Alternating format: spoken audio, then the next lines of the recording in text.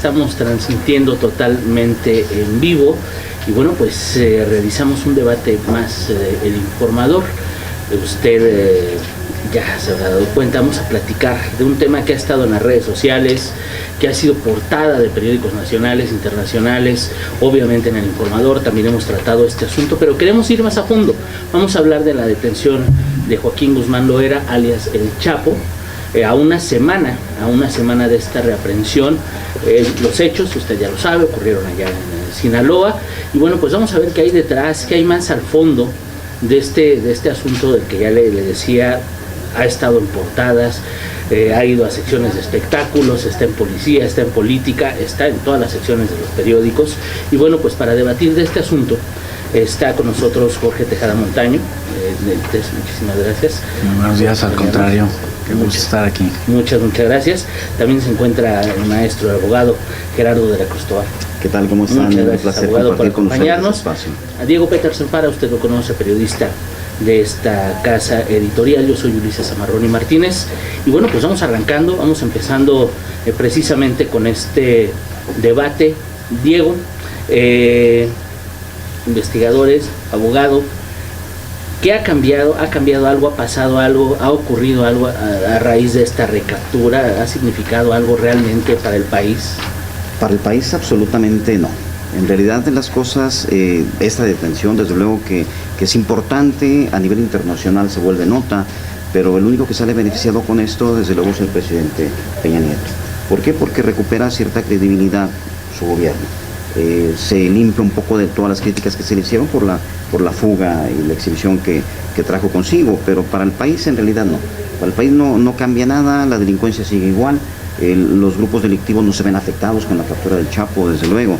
En este caso estamos hablando de que ya la delincuencia organizada pues tiene completamente la estructura de una empresa, donde nadie es indispensable. Si bien es una de las cabezas más visibles, es el más mediático, pero no es de ninguna manera la persona sobre la cual gire todo. Cada quien ya tiene áreas de trabajo bien establecidas que siguen funcionando. La droga sigue en el país, circulando como antes de la captura del Chapo, las armas siguen circulando, el dólar sigue subiendo, el petróleo sigue manejando la misma tendencia, entonces para la nación no cambia absolutamente nada. En realidad es algo intrascendente desde el punto de vista del impacto que pudiera tener. ¿Cómo lo ve, Jorge? Yo creo que la captura o recaptura del Chapo nos plantea un montón de preguntas todavía por responder, para platicar, y nos sitúa en un momento, justamente en una de las preguntas: quiénes somos y dónde estamos antes de la captura del Chapo y después, para empezar a desglosar en los distintos estratos. Yo veo la recaptura del Chapo como una esfera o un objeto que se nos presenta de este modo, y después lo empezamos a voltear de un lado y del otro a ver cómo es por debajo, y queremos abrirlo a ver qué contiene. También concibo la recaptura del Chapo, por decirlo de un modo, como una semilla que no sabes exactamente de qué fruto es, que la vas a poner en la tierra y que hay que regarla con mucha reflexión y con proyecciones al futuro, a ver qué planta va a salir ahí, o qué adefesio, qué pócima trae detrás de eso. Entonces yo me preguntaría en lo macroeconómico, ¿qué cambios hay? En el panorama internacional del país, ¿qué cambios hay? En la reconfiguración posible de los cárteles internos, ¿qué cambios hay? Pero también preguntaría a la gente común y corriente, de a pie como nosotros, ¿en qué cambia mi circunstancia de vida? Y luego preguntas en lo político: ¿qué pienso ahora del gobierno? ¿Qué pienso ahora del ejército? ¿Qué pienso ahora de la PGR? Y luego en los discursos mediáticos, ¿qué nos quieren decir? ¿Podemos hacer previsiones en el futuro cuando se nos hable de narcotráfico o no? Y luego preguntarnos alrededor del Chapo qué momento económico estamos viviendo y qué momento político.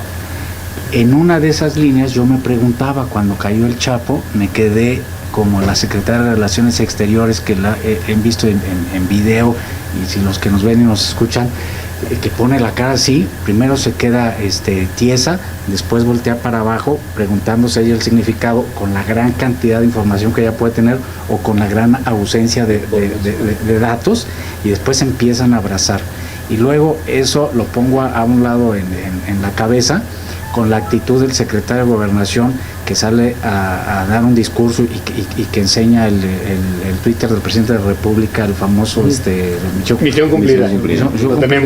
Lo tenemos, es decir, él no sabía, sí sabía hasta dónde, un montón de preguntas. Y luego, a lo mejor tomo lo de Gerardo, en un segundo momento me pregunté, ¿y a mí qué? Es que yo creo que, a ver, el gran tema está ahí. Tú dices, ¿a la población le beneficia que el Chapo esté dentro o fuera? No, mientras no se desarticulen los cárteles de la droga. Es la cuarta vez que detienen al Chapo, ¿no? Sí, no, claro. La tercera es la cuarta. Sí, se cuestiona desde la misión cumplida, ¿no? Exacto, pero el tema es, ¿en qué cambia cuando el Chapo está en el bote? Nada. En nada, absolutamente. Y nunca se ha tocado la estructura financiera del Chapo cada vez que va al bote. Dos, siempre que hay detrás de un gran capo hay un gran político. O sea, la política y el narcotráfico han ido de la mano desde que nació. Claro. Y nos quedamos siempre como en ese nivel. Nunca pasa al siguiente nivel, decir, a ver, ¿cuáles son las redes de complicidad? A Sean Penn le dijo que tenía dinero metido en muchísimas de las corporaciones policíacas, pero que por favor no dijera cuáles eran, ¿no? Bueno, eso sí nos gustaría saber, podría tener un efecto. Pero yo creo que el efecto sobre todo es para la autoestima del gobierno, porque ni siquiera creo que cambie la imagen, porque el problema de la imagen del gobierno es de corrupción, no de falta de combate al narcotráfico. Hay un problema grave de seguridad, sí, que yo diría que es distinto, hay que separar seguridad nacional de seguridad pública, ¿no? Para la seguridad pública esto tiene tampoco ningún efecto, no va a mejorar mi seguridad como ciudadano el que detengan al Chapo. Sí. A lo mejor el Estado tiene una amenaza menos, el claro. Estado, pero yo como ciudadano no me pasa nada, ¿no? Entonces, ¿a quién benefició esto? Pues a los que se abrazaron, estaban muy contentos porque se les subió la autoestima, pero a nadie más, creo yo, ¿no? Sí, en realidad para la sociedad esto no cambia, y tienes mucha razón cuando mencionas que qué hay atrás de la captura, qué hay más allá, y más allá me refiero en cuanto a si se logra de alguna manera desarticular esas corporaciones que están blanqueando el dinero, si nos dicen efectivamente cuáles son las empresas que en este momento le sirven a él para mantener ese poderío económico que tiene, porque finalmente si nos dicen que es uno de los hombres más ricos del mundo, pero eso nos lo dicen y tenemos que creerlo nada más porque Forbes lo establece. Lo publica a partir de los cálculos. Claro, de cálculos y quién sabe cómo los hacen. Pero esta detención, como muchas de las detenciones que han sido trascendentes y mediáticas, se queda nada más en la mera detención. Vamos, cada 3 semanas detienen al principal operador de tal o cual cártel, y al principal operador económico, no cualquiera, no al jefe de sicarios, sino al principal operador económico, pero no hay aseguramientos. Ni una sola vez han dicho cuántas cuentas aseguraron. Efectivamente, nunca. Terrenos, negocios. Que tiene pajaritos extraños en su gran. Sí, claro. ¿Ustedes creen? Yo recuerdo un discurso público donde sí se habló de cantidad de cuentas aseguradas y eso, y fue en el caso de la maestra del Bester Gordillo. Claro. Ahí sí se dijo que habían metido un montón de acusaciones con base en la auditoría de 2 cuentas de banco y que faltaban otras 98. Porque la acusación era fiscal. Porque la acusación era fiscal. Pero en el caso del narcotráfico. No, en el caso del narcotráfico no hay. Claro. Ahora, ¿qué pasa si se va a Estados Unidos? Yo tengo la impresión, no sé ustedes, claro, y salgo un poquito del tema, pero de que la captura fue con apoyo de Estados Unidos a cambio de llevárselo para allá, porque la procuradora está encantada de mandarlo, ni siquiera están cuestionando. ¿Eso puede cambiar algo en la forma del combate al narcotráfico en México? Aquí es una situación interesante que se tiene que ver desde la primera fuga del Chapo. ¿Por qué? Porque la primera fuga del Chapo coincide con una modificación en el tratado, en el convenio de extradición que tenemos con Estados Unidos, donde a partir de esa precisamente el Chapo se fuga y 2 meses después entraba en vigor esa reforma donde ya se podía extraditar nacionales. Antes de esa fecha México no extraditaba nacionales. Cuando surge el riesgo de que se extraditen nacionales es cuando el Chapo dice, bueno, yo ya no estoy aquí tan tranquilo y tan a gusto si hay posibilidades de que me extraditen, porque finalmente, de acuerdo a las investigaciones de la Unión Americana, pues no obstante que él estuviera recluido, su grupo seguía operando con instrucciones de él y por lo tanto había investigaciones abiertas en contra de él y desde entonces existía la pretensión de extraditarlo. Para mí la primera fuga de Chapo obedece precisamente al riesgo de ser extraditado. Cuando él se ve en riesgo de ser extraditado es cuando decide irse. Ahora, ¿Qué pasa con los delincuentes que se van a Estados Unidos? Estados Unidos maneja un sistema de testigos protegidos más eficiente que el que tenemos nosotros, porque aquí los ejecutan. Aquí los ejecutan, ¿verdad? Sí, ¿no? Vamos, claro. Entonces, pero ¿qué es lo que solicita Estados Unidos a cambio de meterte al programa de protección de testigos? Información. Entonces, si resulta atractivo para el Chapo irse a Estados Unidos, si no se va a defender como gato boca arriba en contra de ese pedimento de extradición, pero si resulta atractivo es porque tiene que negociar una condena aceptable, digerible, pero esa siempre va a ser negociada a cambio de información, y ahí es donde también pensaríamos, le conviene al gobierno mexicano que el Chapo se vaya y que venda información, o es nada más una imagen la que están vendiéndonos ahorita de que yo lo quiero mandar, pero en realidad no lo quiero mandar. No lo quiero mandar. Son los factores los que tienen que considerarse. Luego la procuradora dice que se tardará de 1 a 5 años. Yo creo que en un ratito podemos ponernos un poco serios los abogados para tratar de explicar cómo sí puede ser posible que se tarde de 1 a 5 años. Cambia con el tema de la extradición, pues se ajustan algunos temas de la relación bilateral con México y Estados Unidos. Pero yo pienso las discusiones en el Senado de los Estados Unidos, el Departamento de Estado, oye, pues sí, pero ya que se venga, ¿no? Que al estilo de ellos no vamos a permitir que esto vuelva a ocurrir, con independencia de las medidas que pueda tomar el gobierno mexicano. En los tiempos de Colombia, en los tiempos del gran narcotraficante, ahorita hablabas de Popeye, este tema de la extradición sí jugó, viéndolo en retrospectiva, claro, un papel importante en presiones a la presidencia de la República, al Senado, respecto del temor que me mandaran a... De hecho, la extradición fue lo que desbalanceó el crimen organizado, lo que acabó con Pablo Escobar. El miedo que tenía era la extradición, y muchos narcotraficantes de su tiempo, ¿no? Así es. Efectivamente. Y aquí nos vamos a acordar de la imagen de Ociel Cárdenas agarrándose el avión para que no lo subieran. Para que no lo subieran. Extraditar, ¿no? Era un poco patético, claro. Incluso. Pero si se da la extradición, ¿no? Uno puede imaginar que viene luego la temporada de diarrea entre los políticos, ¿no? Desde luego. Va a haber algunos asustados. Muchos, ¿no? Tienen que estar asustados con esto. Pero, y que tiene que ver justamente con que nunca hemos combatido la parte de protección al narcotráfico de parte del Estado. Jueces, magistrados, policías, sistemas judiciales. Entonces, ¿cuál tendría que ser, digamos, ahí el cambio? Sí, un cambio en la política, en la pública, y en los lineamientos para quienes son miembros del Consejo de la Judicatura. Yo te puedo platicar, por ejemplo, de asuntos donde yo he intervenido en Culiacán, donde los jueces federales, que son muy serios en toda la República, allá tienen un empeño en sábados y domingos y lunes y martes por hacer todo lo que el defensor les pide, y cuando ves de qué se trata es porque tienen detenido a un sicario, etcétera, y saben que si allá no hacen todo lo que pide el defensor conforme a la ley para lograr en el caso del defensor desahogar sus pruebas, pues a lo mejor tienen un problema personal en un medio impregnado de narcotráfico, a diferencia de aquí en Jalisco, que los abogados batallan o batallamos porque se cumpla la ley y no tienen, digamos, esa presión de ese medio de narcotraficantes. No sé si me doy a entender. Sí, claro. Sí ha ocurrido.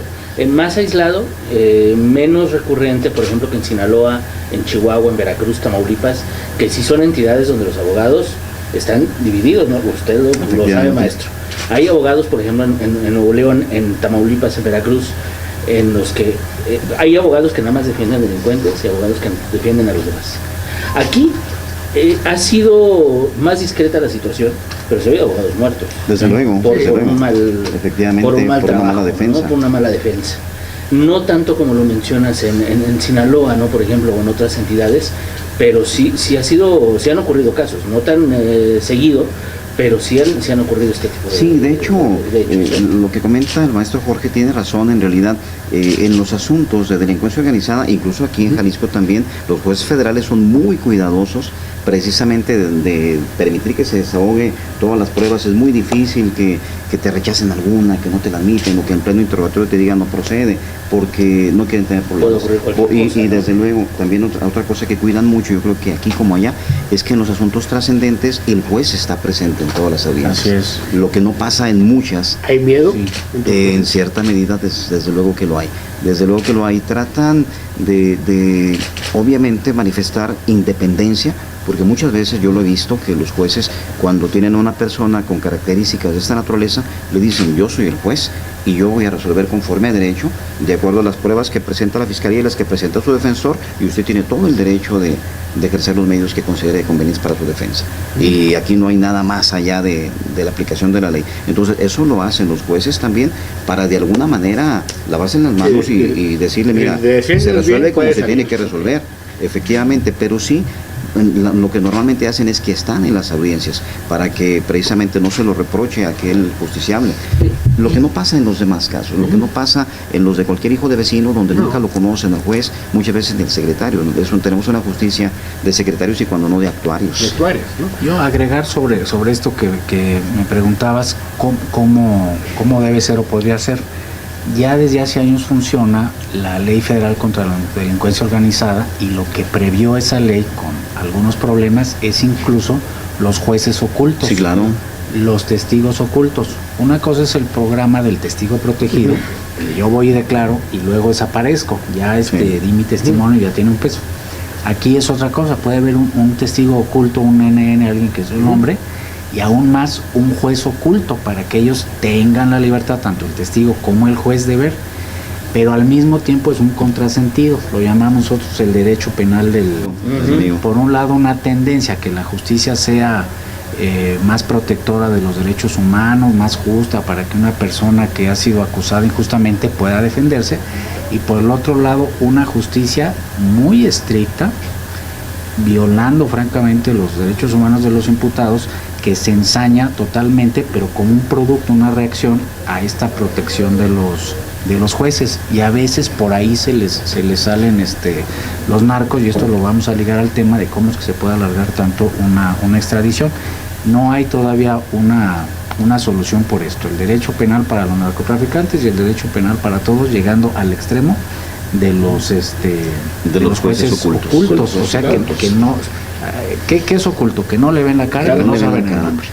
Pero tiene un nombramiento de un juez. Porque fíjate que la figura esta que se maneja de testigo colaborador es bastante más limitada, porque no resulta nada raro que por aquí tú en el periódico puedes ver, en función de la declaración del testigo colaborador Karen, entre otros famosos, que hemos tenido, pero lo ves en actuaciones. El testigo colaborador Karen, cuyo nombre es fulano de tal, y viene en las actuaciones. De hecho, Karen murió, entre otros. De la mañana soy juez, y en la noche me llamo Rubí. Efectivamente, ¿no? Sí. Pero eso sucede. Pero eso sucede, o sea, ves esto en actuaciones, ves los nombres de los testigos colaboradores, y de hecho esto trae como consecuencia que muchos de ellos no estén muy protegidos, o no tan protegidos como ellos piensan. Ahora, pasando a otro tema, ¿creen que para efectos de la vida cotidiana de los jaliscienses traiga algún cambio el Chapo?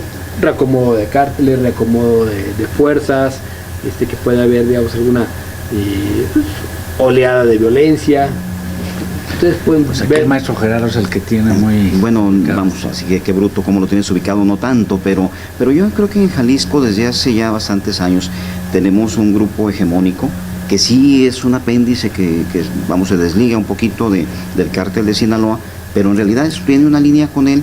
Y aun cuando han pretendido de repente entrar la familia michoacana y entrar los Zetas, y eso genera eventualmente algunos conflictos, ejecuciones y problemas dentro de la sociedad, pero hace muchos años que esto en realidad son de alguna manera incidentes. Yo hace un momento comentaba que esos grupos delictivos funcionan como empresas. Y el hecho de que funcionen como empresas hace que precisamente en cada estado y eventualmente en cada ciudad y en cada localidad, por pequeña que sea, tengan alguien que se encarga de manejar las cosas. Y no depende directamente del director general, pensando que el Chapo sea el director general. Bien hecha, Hay una infraestructura muy bien hecha, muy bien territorial, armada, ¿no? O sea, bastante territorial. Y de repente sí, no falta el que quiere en un momento dado llevar agua a su molino cuando pasa una situación de esta naturaleza y quiere empezar a trabajar por su cuenta y demás, y estos son a los que inmediatamente ponen paz y los vemos. En el caso del Chapo, que lo por hasta el Mayo Zambada, ¿no? Claro, desde luego. El otro gran líder del cártel, y están los hijos, ¿no? Pero si recuerdas, es que el tema de la familia es otra cosa. Me refiero no a la familia michoacana, sino a los familiares. Si recuerdan la entrevista que le da el Mayo Zambada a Julio Scherer, dice, pues a mí me pueden detener o me pueden matar, pero los que me van a suplir ya están aquí, y esto así es. El Chapo también, ya lo detuvieron, lo pudieron haber matado, pero el que lo suple, ahí está ya. En realidad, y los meses que estuvo en la cárcel, las cosas funcionaron. Y el tema de la familia es otra situación que hay que tomar en consideración. ¿Por qué? Porque, vamos, yo no dudo que los familiares de algunos de estos grandes delincuentes se dediquen a lo mismo, pero tampoco creo que todos lo hacen. Y también encontramos muchas situaciones en las cuales nos presenta como noticia, después de un gran operativo, lograron detener al hermano del Mencho, lograron detener al hermano del Cuini, lograron detener al hermano de fulano de tal. ¿Y qué pasa? O sea, porque eres el hermano, tienes verdaderamente un lugar preponderante en esa institución, ¿no? O sea, no son organizaciones, no es un negocio familiar. En su origen pudo haberlo sido, pero ya no lo es. Hay un prejuicio. Ya no lo es. Y es más fácil identificarlos y es más fácil investigarlos por los puros apellidos y por la pura relación y muchas veces hasta por la vecindad. Es más fácil investigarlos y por lo tanto se encaminan hacia ellos las baterías y lo otro venden, como si es verdaderamente alguien importante en este grupo delictivo, cuando no siempre lo son.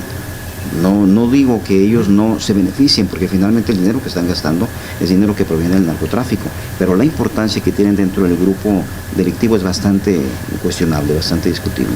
Entonces muchas veces únicamente el impacto mediático y cuando has tenido oportunidad, vamos, de leer la declaración de algunos de ellos, y ellos te lo dicen, oye, espérame, es que es mi hermano, pero yo no tengo la culpa.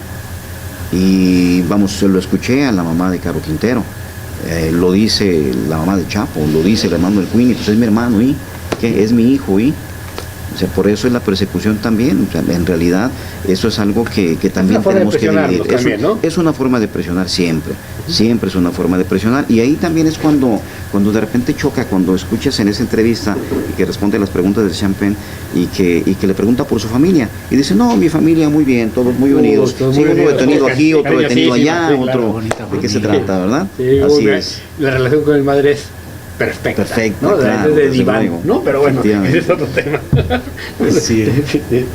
Pero ¿tú cómo lo ves? ¿Tú ves algún efecto? Yo creo que no cambia mucho para Jalisco, no para sus habitantes, pero quizá un poquito para las instituciones de seguridad pública, que probablemente se pregunten quién será su enemigo ahora, el principal.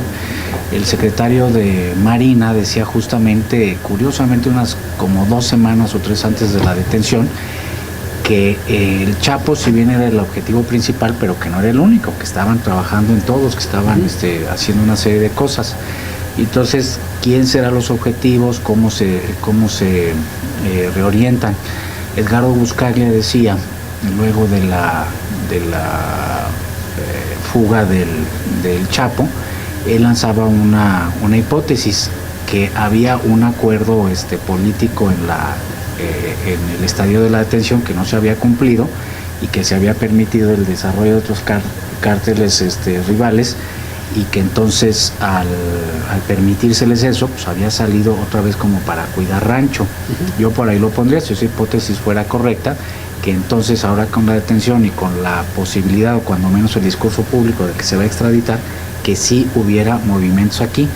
¿Qué significa movimientos así con este eufemismo? Pues violencia, que se nos puedan ver algunas otras cosas en la ciudad, que se nos aumenten los asesinatos y algunos equilibrios en ciertas comandancias. Pero también hay un fenómeno político local que es el cambio de equilibrio en las fuerzas municipales. Vamos, no tenemos la misma composición de presidencias municipales y de partidos que teníamos antes. Eso es algo que también juega, a lo mejor da para meternos después ahí al tema de la policía única y de todas esas cosas. O sea, yo diría que sí cambia para Jalisco en el modo como se van a establecer las relaciones políticas en las prioridades de las líneas de seguridad públicas municipal, estatal y federal. Pero para ponerle nombre y apellido, un poco lo que hemos visto de evolución, o sea, Guadalajara fue siempre la sede del cártel de Sinaloa en algún momento, se viene para acá, se le llama cártel de Guadalajara por unos años, ¿no? De aquí se desprende el cártel de Tijuana, el cártel de Ciudad Juárez, el propio de Sinaloa, ¿no? Y eso durante mucho tiempo fue como el status quo, ¿no? En los últimos años lo que vimos fue la aparición de este nuevo cártel Jalisco Nueva Generación, que tiene un gran impacto, y que por lo menos en principio parecía estar vinculado o aliado en términos de estrategias con el cártel de Sinaloa de Guzmán. Sí. La caída de Guzmán hace que el cártel crezca, es lo que tú decías ahorita un poquito, es decir, bueno, cambian las condiciones, ¿no? Y entonces habría que, lo que decía Buscaglia, habría que ver si no había que, ya pues decir, oye, estos, parece que le crecieran los enanos, ¿no? Y habría que aplacarlos. Este ir y venir del Chapo a la cárcel y regreso puede tener un efecto en esa relación cártel Sinaloa con cártel Nueva Generación. De hecho, para mí las bases de la relación que ellos tienen están sentadas. No dependen directamente de una sola persona. Sí mucho de cumplir los compromisos, sí mucho de respetar los espacios, sí mucho de no invadir zonas que de alguna manera tácita o expresa tienen ya determinados. Siempre desde luego existe la ambición y siempre trata alguien de obtener algo más de lo que tienes. Finalmente trata de expandirse y de donde se dan. Cuando tenemos una detención verdaderamente trascendente, para mí el tiempo que estuvo fuera de circulación del Chapo y el poco tiempo que estuvo en la calle nuevamente no le da lo suficiente como para ser tan trascendente como para que gire alrededor de él el sistema, vaya.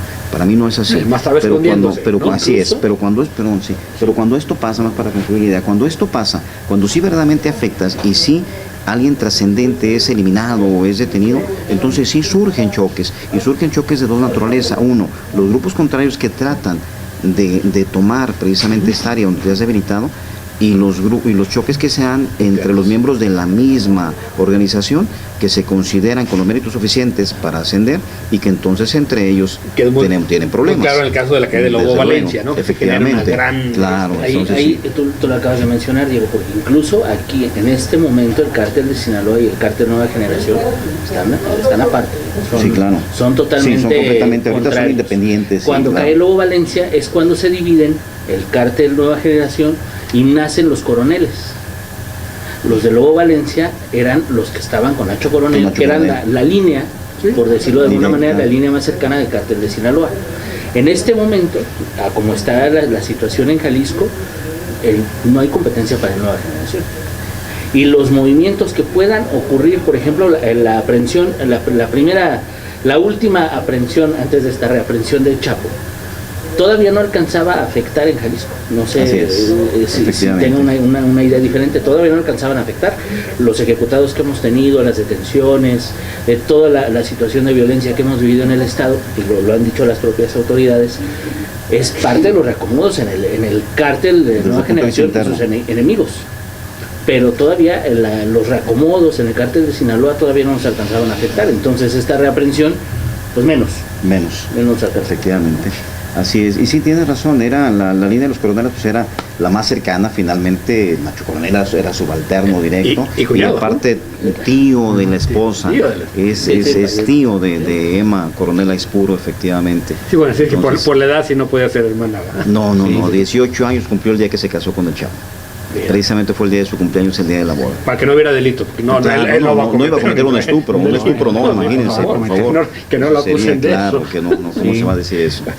Y para ir, y ya para pasar, la participación de estos dos personajes curiosos, Kate del Castillo y Sean Penn, hizo que esto se fuera también mucho de la parte del espectáculo, ¿no? Y ahora también hemos visto como alabado de dinero en el cine, ¿no? Entonces, como que de repente los mundos empiezan como a vincularse, ¿no? Que es lo normal, o sea, es imposible esta idea de que es que hay narcos en la economía, no le pasa nada, ¿no? Pues los narcos, hay en la esfera de los narcos, en la esfera de la política, cuando todos están completamente imbricados. Claro, ¿no? Desde luego. De hecho, durante muchísimos años, ahorita se destapa esta situación de relación directa con el medio de los actores, pero durante muchísimos años ha estado la relación con el medio de los músicos, porque cuántos músicos importantes no han amenizado las fiestas de narcos importantes. Y han escrito por encargo. Y claro, y han escrito por encargo, y han hecho ellos sí una verdadera apología del delito con los corridos. En el caso de estos dos actores, pues vamos, se ha mencionado en los medios encubrimiento, apología del delito y lavado de dinero. Entonces, si los desglosamos un poquito, no sé si compartan la idea conmigo, mi estimado Jorge, pero en cuanto a apología del delito, yo no creo que ellos la hagan. En cuanto a encubrimiento, tampoco creo que jurídicamente se pueda actualizar el tipo penal. ¿Por qué? Porque el tipo penal establece que lo comete quien favorece el ocultamiento, quien favorece que se va a la acción de la justicia, pero ellos no llevan a cabo una acción, sino una omisión que no está contemplada en el tipo penal y que ha sido ya un criterio establecido en la jurisprudencia. Donde sí tienen un problema para mí es en las operaciones con recursos de procedencia ilícita, porque ahí sí se comprueba que ellos recibieron de alguna manera, porque ahí, vamos, lo que te pide la ley, no, claro, lo que tiene pero incluso un boleto de avión pagado. Un boleto de avión pagado, el anticipo que pudiera ser para cualquier programa o película. ¿No? ¿Por qué? Porque ahí lo que te establece la ley es que recibas a sabiendas de que proviene de algún delito, y cuando recibes dinero del Chapo, indudablemente debes considerar que el dinero viene de algún delito. Bueno. Aquí podemos traer un debate sí, claro, jurídico, ponernos la corbata para poner. Estás hablando del artículo 400 del Código Penal, de lavado de dinero, pero que se llama larguísimamente operaciones con recursos de procedencia ilícita. Así es. Otro de los requisitos no es nada más hacer las operaciones con dinero que viene producto de un ilícito, no solamente del narcotráfico. Claro. Si yo tengo un amante que es la secretaria en una empresa y él le roba cheques al jefe, yo sé, también eso podría ser lavado de dinero. Pero falta otra cosa, que yo tome ese dinero sabiendo que viene del narco o de narcotraficantes, pero para invertirlo en operaciones y ocultarlo, saberlo. Si no sabes... Sí, si no sabes, eres una víctima. Una víctima, pero tienes que denunciarte decir yo fui víctima de engaño. Claro, fui víctima. Y luego que ese dinero que eventualmente hubieran recibido estos actores no lo declararan, no lo metieran a la contabilidad y todo eso, entrarían derechito, falta ese elemento. Pero yo estoy al punto de la incomodidad, al punto del escozor. Que se hable de Sean Penn y de Kay del Castillo, que como lo decías tú, bueno, pues es que tenemos la nota política, la técnica, los espectáculos. A ver, sí tuvieron que ver ellos en el tema, dicen, para la inteligencia y para dar. Pero hay unos héroes también de incógnito, en el CISEN, en la Marina, que son los verdaderos héroes que estuvieron ahí persiguiendo, que lo tuvieron. A mí personalmente me gustaría más saber qué colaboraciones hubo, qué fortalezas hay en la Marina para todo esto. Pero lejos de saber que colaboraron Kay del Castillo y Sean Penn o no, y si que los va a pasar a mí, me tiene perfectamente sin cuidado de que les vaya a ocurrir o no. Creo que podemos meter en esos tiempos preguntas, insisto yo, lanzarles más preguntas. Bueno, ya determinamos bien cómo estuvo el tema de la fuga, cuáles van a ser las sanciones penales, qué políticas en el sistema penitenciario que van a cambiar. La solución fue política, vámonos a la extradición. Que nos platiquen más cuál fue la ruta del Chapo, si se va a poder saber en ese tiempo, no qué actores vieron, sino si se entrevistó con políticos, si los empresarios, a dónde movió la lana. ¿Se acuerdan del juez Baltasar Garzón? Sí, cómo no. Bueno, pues el éxito de él, que le llaman juez, pero allá es, hagan de cuenta, un subprocurador especial, un fiscalazo, el éxito de él en el tema de la ETA, y que dijeron fue un gran golpe, que detuvieron una cantidad de 16 personas en varios países, pero un titipuchal de millones de euros en el que se puede hablar de la desarticulación. Hace unos meses salía una nota en un boletincito de prensa de la fiscalía de la local, les decía fuerte golpe al cártel, no sé qué, porque un rancho por ahí por los Guachimontones, ándale, ¿no? Porque ahí se asesinaban personas y lo que sea. Bueno, pues ¿cuál golpe, no? Porque les quitan, pues ahora van a ir a asesinar gente a otro lado o lo que sea. Esas son Sí, le cerraron el rastro, pues. preguntas. Desde luego, O sea, desde luego. Pero hay más. O sea, Pero no queda ahí. Es que es como que te digan que aseguraron 1000 pastillas psicotrópicas en la zona del santuario y con eso fue un fuerte golpe a la distribución de Sí, psicotrópicos en la ciudad. A lo que Por favor, menciona él, es desde un asunto luego, mediático, lo que nada quiero nada más. poner en la mesa es que si Sean Penn y Kate del Castillo son personas de altísimo perfil, porque son públicas por Ajá, definición, Es por eso, sí. se entrevistaron con él y andaban haciendo negocios o no, lo que sea, ¿con qué otra cantidad de personas tuvo interacciones este narcotraficante en ese tiempo? Y si fuera cierto que salió para poner orden, ¿qué Bueno, cosas pues, salió ya la reunión con una diputada, que fue a pasar el año nuevo con una diputada de Sinaloa, ¿no? Efectivamente. Navidad con su familia, año nuevo con la diputada. La misma diputada, Leticia creo que se llama, no quiero decir mal el nombre, pero con la que había ido a visitarlo a Almoloya, que tenía en el registro, ¿no? Pues bueno, ahí hay una hebrita que yo creo que si le empiezan a jalar, se desmantela el sistema político. Pero, yo coincido en que todo esto de Kate del Castillo, Sean Penn, es crear una gran cortina de humo para que no preguntemos por lo importante, ¿no? ¿Dónde están Es lo que decía Jorge. ¿Quién lo protegía? Todavía no sabemos claramente cómo salió y tenemos una gran cantidad de detalles de cómo lo detuvieron. Pero Claro, que si se desde vio luego. con una diputada y estaban los de inteligencia, la gente que lo estuvo vigilando, porque hay fotos de Kate del Castillo en el aeropuerto, hay fotos de Sean Penn también en el aeropuerto, en hoteles, hay trabajo de inteligencia. ¿Cómo nada más hay trabajo de inteligencia con ellos? En ese tema. Y los demás meses no hay nada. Claro. Hay un cartoncito que salió a nivel nacional donde decía, ay, la gente, ¿no? Y ponen un burro ahí tuiteando que tomaba el tema de que había sido tendencia en medios el asunto del dólar, el Ayotzinapa y la recaptura del Chapo, diciendo, ay, la gente, ¿no? Ese colectivo de la gente. Que todavía piensa que papá gobierno tiene los hilos y puede poner y que entonces no suceden las cosas. Bueno, no quedamos que en política no hay coincidencias. Tenemos el dólar arriba de 18. Tenemos el 25 el inicio de los debates para el uso de la marihuana para fines de salud. Tenemos la venida del Papa próximo, ¿no? Entonces, ¿qué va a pasar con los cárteles en Jalisco? Pues yo pienso que todavía va a haber otras detenciones, así como echarle carne preparando estas venidas y estas cosas como para que no se vean. Me cuesta mucho trabajo pensar que no fueron coincidencias, Que no fue algo fechas manejado. con el Que no Chapo, fue que pudiera ser algo pensar, manejado. aceptar que fue algo fortuito. Que Es muy complicado, pero no finalmente fue muy oportuno. no difícil, ¿no? Sí, pero es oportuno y a la vez es absolutamente efímero, ¿no? Desde luego. A ver, es muy curioso, pero los únicos que quieren que les aplaudamos porque recompongan algo que hicieron mal, o sea, a este gobierno se le fue el Chapo, ¿no? A ese gobierno. Y ahora ya la retomamos, apláudanos, ¿no? Pues qué bueno que ya pegaste lo que rompiste, ¿no? Esa misión cumplida. Misión La cumplida. misión cumplida hubiera sido que se hubiera quedado ahí. Oye, Esa es la misión cumplida. Que lo hubieras este quedado gobierno ahí. se le fue el Chapo. Claro, Sí. desde luego. No es el que lo No es el- recapturó. sí. Así Se le fue a es. Fox y se le fue a Peña. Sí, claro, desde luego. Son a los dos que se les ha ido el Chapo.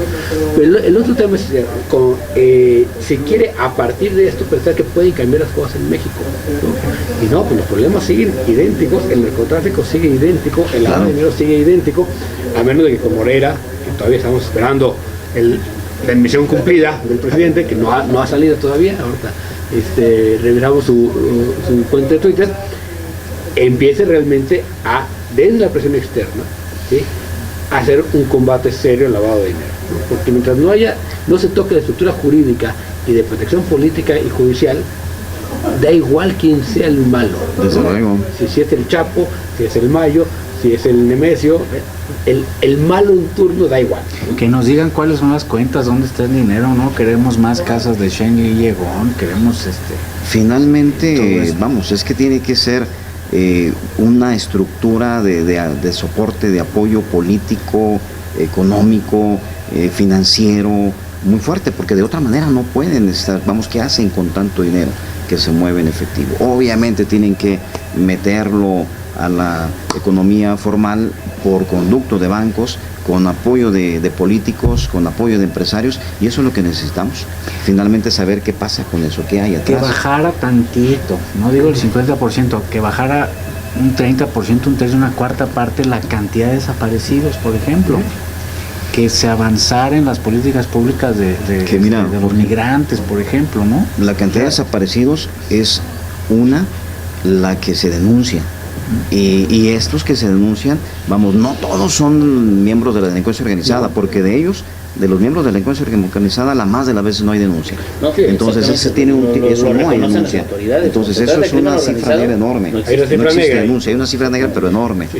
La mayoría de los desaparecidos son, digamos, o desplazados, ¿no? Claro. Esperemos que no todos estén muertos, ¿no? O sea, puede haber ahí un gran número de desplazados que tienen que huir de sus comunidades y para que pierden contacto, desaparecen.